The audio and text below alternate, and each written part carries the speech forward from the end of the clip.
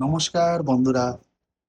আজকে আপনাদের সামনে আমি নিয়ে এসেছি আমার ঘরের ইন্টেরিয়র ডেকোরেশনের কাজটি কিরকম হয়েছে সেটির একটি ছোট ভিডিও নিয়ে। দেখুন, এটা সম্পূর্ণ আমরা ওয়াল প্যাডিং করেছি, একটি ডুয়েল কালারের মধ্যে ডিজাইন করে করেছি। দেখুন, আর মিডিলে একটা মিটার স্ট্রিপ দিয়েছি যাতে এটা দেখতে খুবই ভালো লাগে। সত্যি আমার নিজস্ব এটা পছন্দ হয়েছে।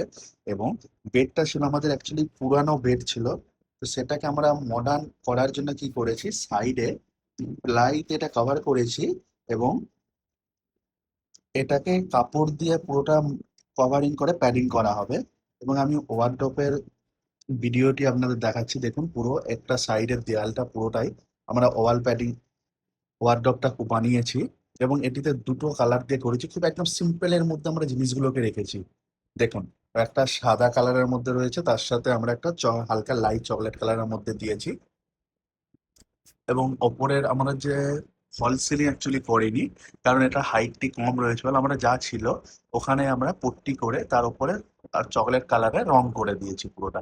সাইডে বর্ডার দিয়েছি এবং ক্রিম কালারের সাইড দিয়ে ওয়ালগুলোকে ক্রিম কালার এবং ওপরেরটা হোয়াইট দিয়েছি।